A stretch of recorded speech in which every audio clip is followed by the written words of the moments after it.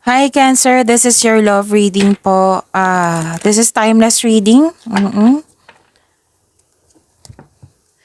And kung naka-resonate kayo, comment down. Kung hindi kayo naka-resonate, ibigay nyo po sa iba. Kasi general reading po ito.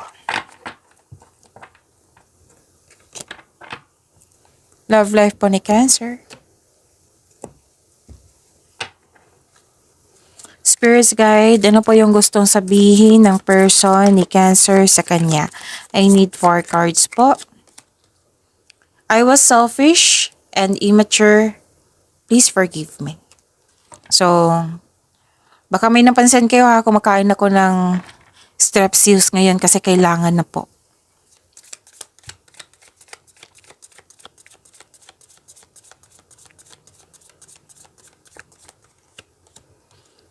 I never expected to fall in love.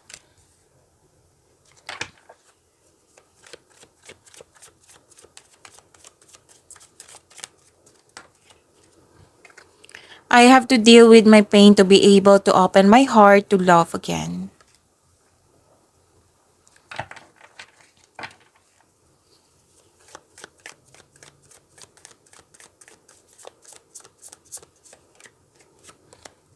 I never experienced this intense connection before.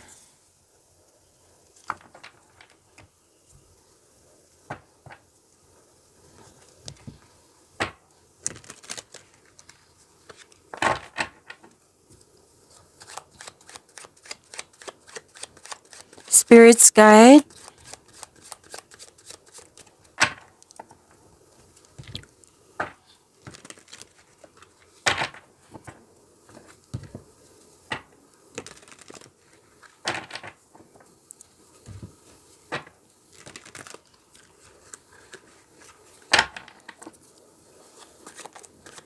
Spirits guide. Energy po sa love life ni Cancer. I need 2 cards po.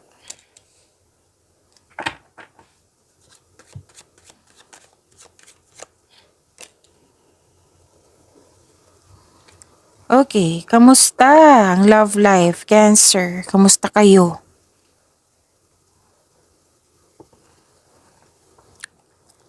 So this is, nagkaroon ng delay, naghihintay ka, may una ulit na naman nangyari.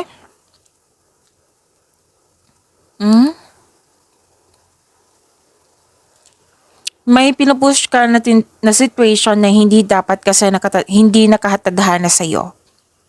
Okay? Like for example na, may pinipilit ka na, anong tawag dito, sitwasyon na hindi dapat kasi hindi pa right time. Pwede din may nagbago dyan, may ending, new beginning, nagbago dyan, na naging uncomfortable ka sa pagbabago.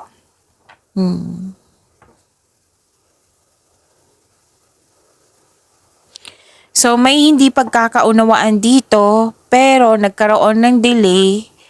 Oo. Pwedeng delay sa pag-uusap.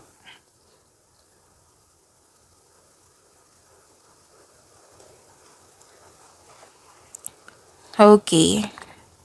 So, huwag kayong mag-alala kasi may nakita naman ako dito na magiging balanse rin. Okay, Cancer? Nakita ko nga dito na guarded ka pero concerned ka pa rin sa kanya. So, may concern dito na pwedeng kayo ang may concern sa kanya or siya yung may concern sa iyo. Kasi may sabi dito na iparamdam mo sa kanya na may malasakit ka at supportive ka sa inyong connection. Kasi pwedeng ikaw to or pwedeng siya yung may concern na like for example, ano ba to si Cancer? Puro nilang trabaho. Wala nang panahon sa akin. Pwedeng ganyan. Basta may ano dito na kung ikaw ito na may nakareceive kayo ng complaint from this person, iparamdam mo sa kanya na may malasakit ka at supportive ka sa inyong connection. Baka hindi ka na attentive kasi nga sobrang busy mo sa inyong trabaho.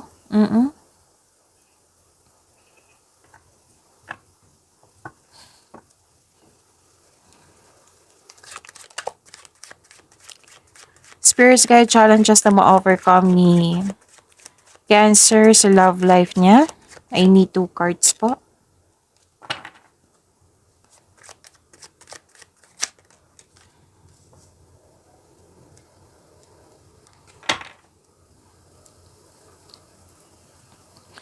Okay, nakikita ko dito na nagkaroon po ng same pa rin yung concern eh. Again, pwedeng kayo ito na may concern sa kanya or siya may concern sa iyo. Oh. Nakikita ko nga dito na yung sabi ko kanina na kulang ang time, walang sapat na time. Oo, may humingi ng atensyon. Pero ito, nag-spend time na kayo. Or, pwedeng sa ibang tao din to. Nag-spend time ka with people who inspire and motivate you.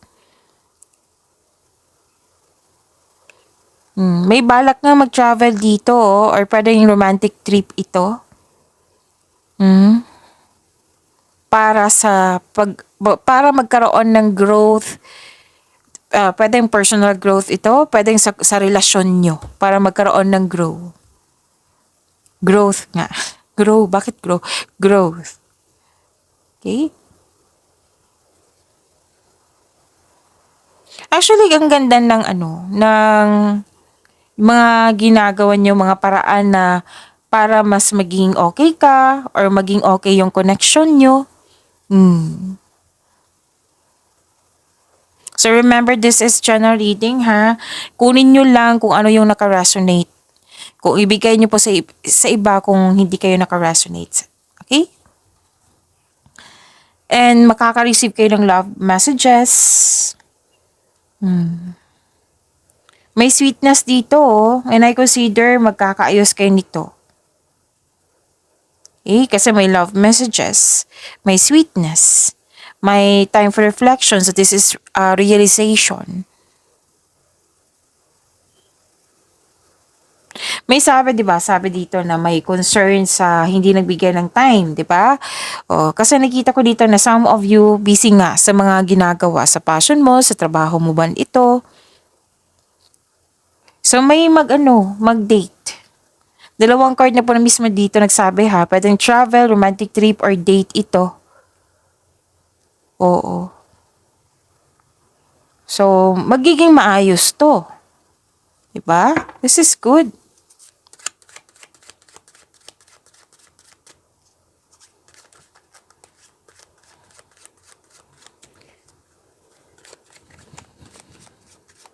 Okay. Spirits guide. Ano po yung next action ng person ni Cancer sa kanilang connection? Ano pa po yung gusto niya sabihin kay Cancer? Ano po yung dapat malaman pa ni Cancer tungkol sa kanyang person? Ano po yung future alignment sa kanilang connection?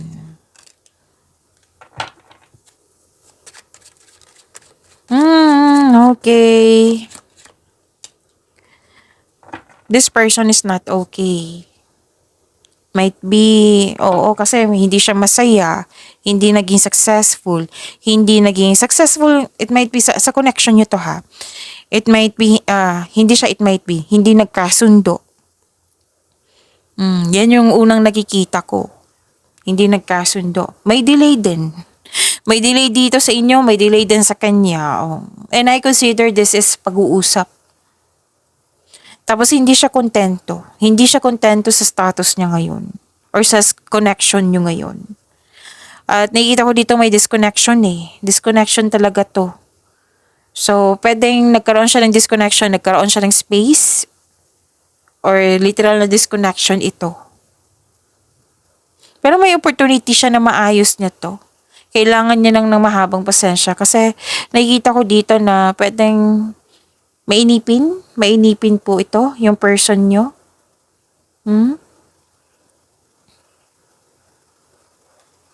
At nakikita ko rin dito na nagkaroon dalawang card niya mismo nagsabi dito ha, na naging impatient po siya, naging mainipin po. May desisyon siya dito na pinagsisihan niya. May frustration ako nakikita dito. May pag-uusap pero pinagpaliban.